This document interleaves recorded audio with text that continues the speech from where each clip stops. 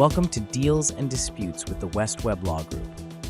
Hello and welcome back to Deals and Disputes with West Webb, Allbritton and Gentry. Today's episode features both an attorney and a realtor working together to make real estate transactions smoother and safer. First, we have attorney Kris Yager, who focuses on estate planning, probate, real estate, and business law across Texas. And of course, joining him is Lauren Hartshorn, a dedicated real estate agent with Magnolia Realty, serving Belton and Temple, known for guiding clients through buying and selling homes with care and attention. I am your host, Kevin Rosenquist, and today we're exploring how attorneys and realtors can work together to protect clients and prevent problems in real estate deals. Kris, Lauren, great to have you here. Thanks for having us. Yeah, so Kris, I'm going to start with you. What important legal issues should individuals who are either buying or selling a home in Texas be aware of? Yeah, great question, Kevin. So first and foremost, it's knowing that all home purchases or real property purchases start and revolve around a contract or a sale agreement or purchase agreement. So that's your number one thing. That's what you point to. The contract says everything and controls everything. So understanding it well, reading it. Very oftentimes people, when they purchase a home or they purchase a piece of real property, they don't read the thing fully, whether it's through time pressure, peer pressure, you're at the signing table, you don't want to read the whole thing, or shoot, it's just long. So it's a lot. It's a lot. They can be pretty lengthy. There's a lot of things to sign. So I think that's your first issue, is people just don't want to read the thing, which, to be honest, I don't blame them. I'm not half the time I don't want to read them either. So, well, yeah, think about that too. Like everything we have, whether it's an app or anything on our phones or anything, you don't read it. You just agree. No, and to be frank with you, sometimes attorneys were the same way with our personal stuff. When you Sure. download an app and there's terms and conditions, you're not going to read that. But we're not talking about an app we're downloading. We're talking about the largest purchase you're going to make probably in your life for most people. I mean, we're here in Temple, Belton. I think average home price is over $300,000 now. So we can't really go just sign the document. We need to actually read that thing. We need to know what we're talking about, what we're signing, what we're agreeing to. So I think that's your first key. Your second key here is really, you're kind of answering that question. Do I want to get an attorney involved to help me understand these legal issues? There's a lot to a contract. There's a lot to a home purchase. Whether you bring an attorney involved is, of course, your decision, up to you. But there's a lot of things I think you can take into account when choosing to do so. A lot of people, I think, in today's day and age with Google and Chat GPT and all the various things, they tend to lean towards, hey, I can just go search, what do I need to be aware of when I buy a home? Do I need an attorney in the process? ChatGPT, I will say, has some pretty good answers. There's a lot of good things it's going to tell you, but there are, of course, many things it can't tell you when it comes to very specifics about your deal, because it doesn't know your specifics. It just knows the general side of things. So there's a lot of specifics that it can't get to that an attorney can really help you with. Does having an attorney early in the process help? I mean, at what point do you recommend that someone bring an attorney into the transaction?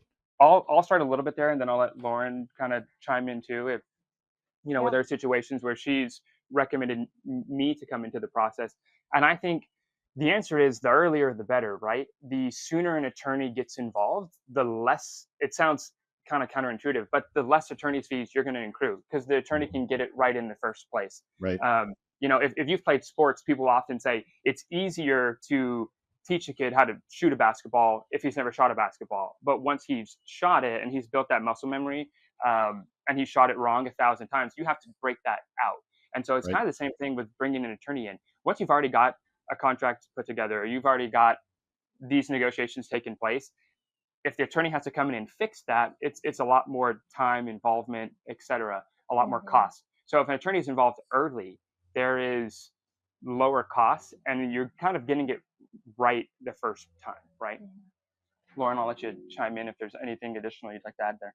Yeah, I mean, there's so many different I guess, situations that we see on our end as far as what's needed and, is an attorney needed in every transaction? No, not necessarily, but there are always complicated transactions. And so I think it depends on the situation that the client is in. And, there's so many, I guess, there's divorces and death and things that people, not the fun reasons for real estate, but when you have a client that's going through a certain situation, sometimes it is best that they go ahead. We have to get all of your ducks in a row before we can plan how the sale is going to go, or the purchase, and who's actually purchasing or who is actually selling the property. You don't want to find out halfway in that this person actually is not the only seller, or it's not the only client that needs to sign, and then having to locate more people later on can always get complicated. So I think it's really just a matter of what the client situation looks like. And, but usually, obviously, it's the sooner the better, because we would rather know exactly what's going on in order to fully sell the property at its, at the like, we want a good outcome, and we don't want chaos or stress for our clients. And so that's where, if they, we'll recommend it at the right time as far as when, when we need to bring that attorney in and what type of attorney too. So, yeah, I hope that answers your question.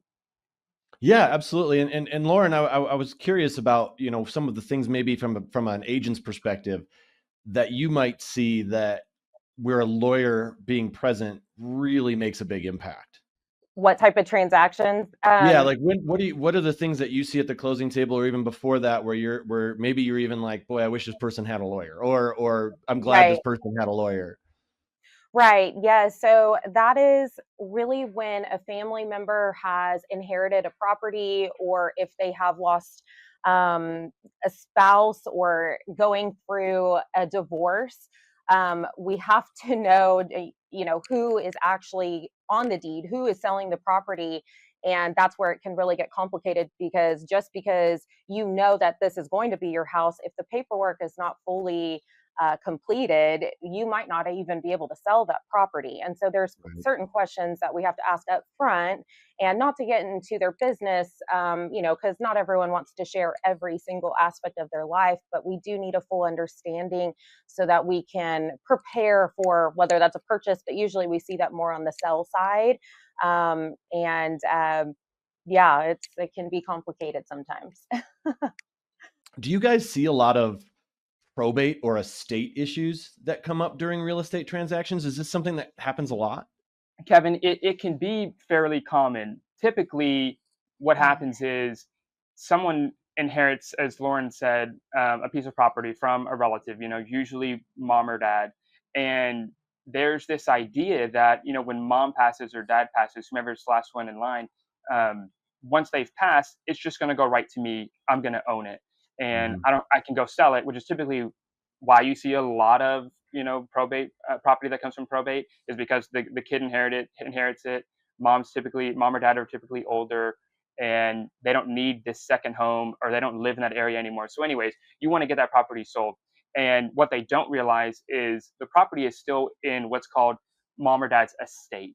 And so that property needs to be taken out of their estate and actually transferred. The ownership needs to be transferred through a deed from mom or dad to the siblings or the children, whomever it is, right? And so that process takes an attorney, which is what Lauren alluded to.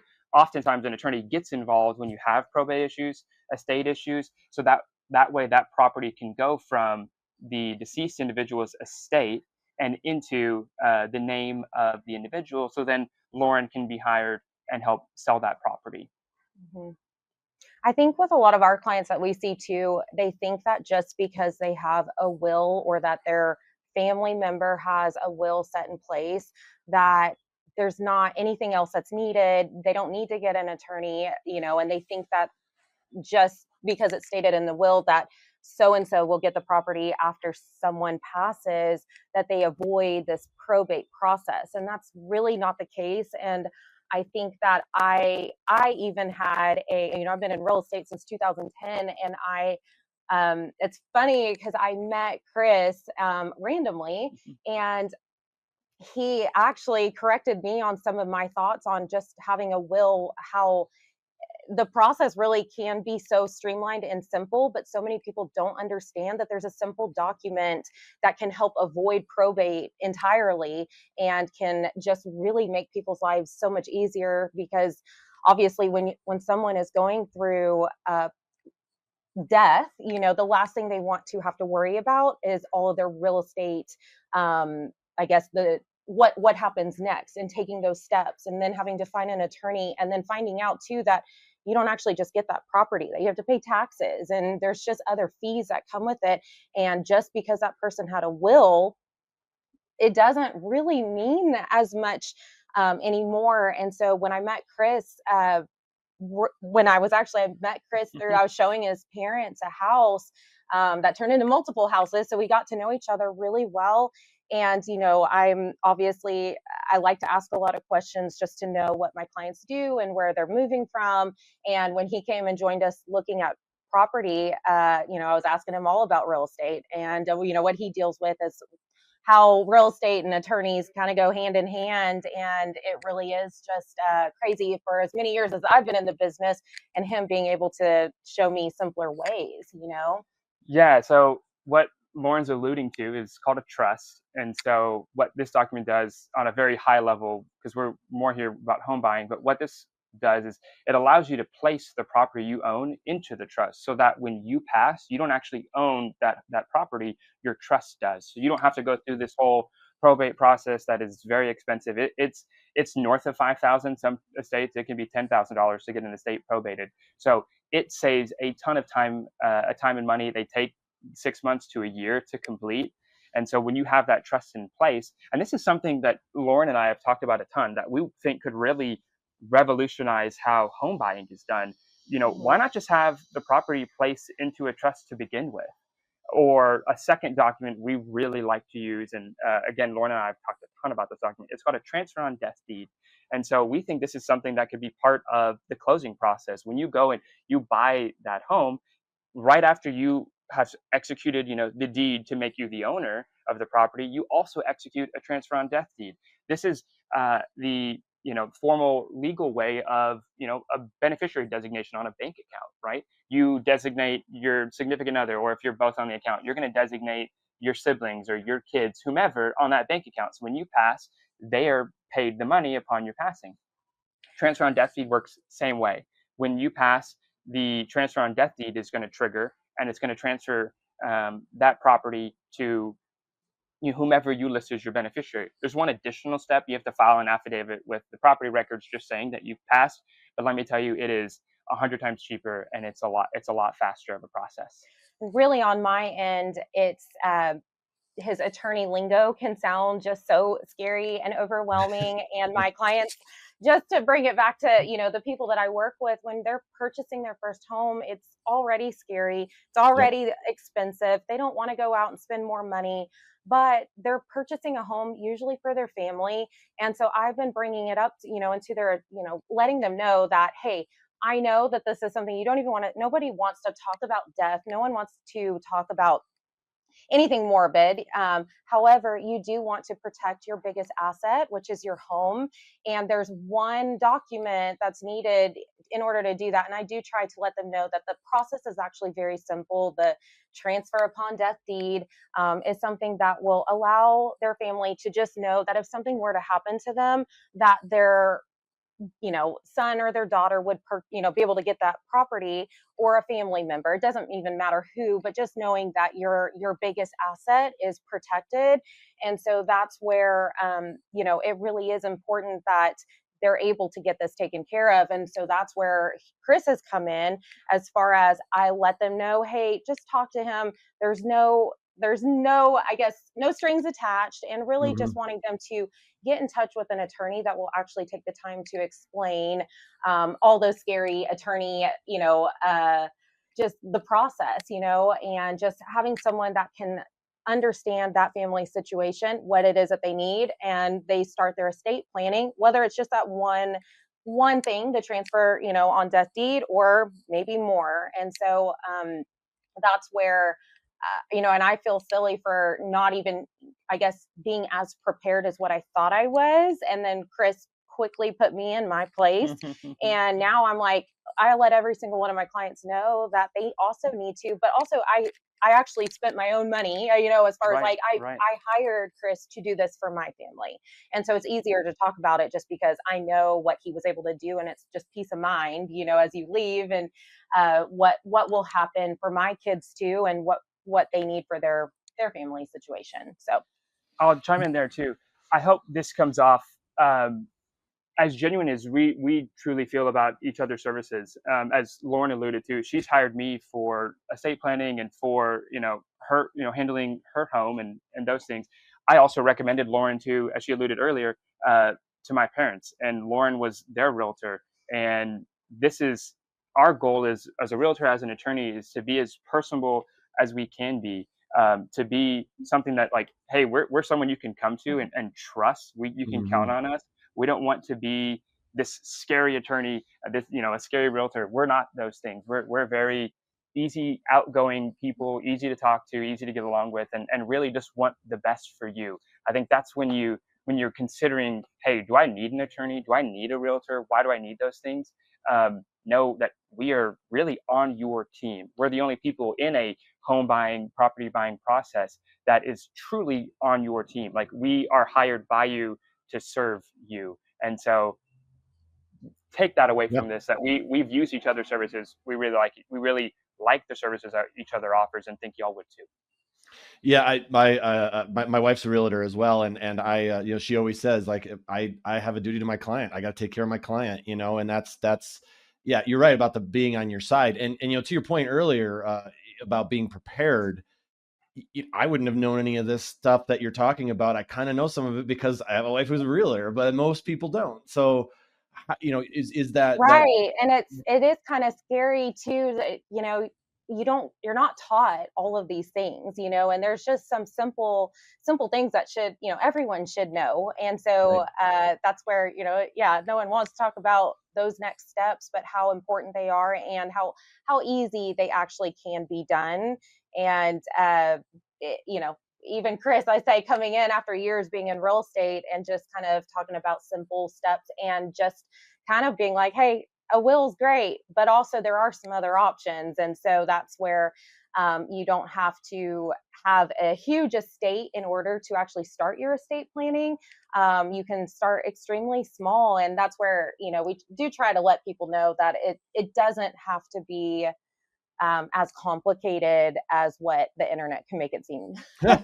Yeah. Well, and so you mentioned it earlier, like, for first time home buyers, it's kind of a weird process, right? It's so out of your wheelhouse. No one, even buying a car, is completely different, and that's generally the next biggest thing people buy. So you're going in totally blind. So to have advocates on your side is the peace of mind that gives. And I'm not even just trying to sell you guys. I'm just being honest. Like, I've been through the process before. I know. Like, that's where these are just good. I mean, life. I mean, I just feel like people do need to talk about these things. And it's so important just so that you can avoid extra costs that is unneeded, but also how some people are never actually even able to acquire a property because their parents set it up through a will thinking they were doing the right thing. And not that that's not the right thing. It's just that there are extra steps to avoid extra cost. And that is important for that first time home buyer as well.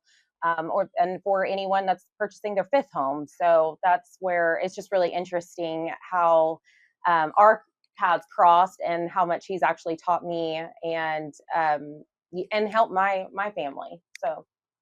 Yeah, I would imagine too. You mentioned earlier the Google and ChatGPT thing. I mean, I think the Googling and stuff can get people in trouble. Oh, it's fine. LegalZoom is fine. I can do it on my own. Yeah. And that's when you guys have to come in and clean up about a lot of messes, I'd imagine. Right. Yeah, it's a big thing. LegalZoom, Zoom wills, home buying process. Lauren probably sees this a ton more than I do, but there's something you just can't replace with attorney experience, with like real life experience. For a realtor, real experience selling a home. We have seen these contracts hundreds of times, right? Mhm. And so we can look at a contract and go, hey, this is unique about your situation, or hey, everything I've seen in here looks pretty standard. I've seen these things dozens of times. There's nothing that concerns me. Move right along.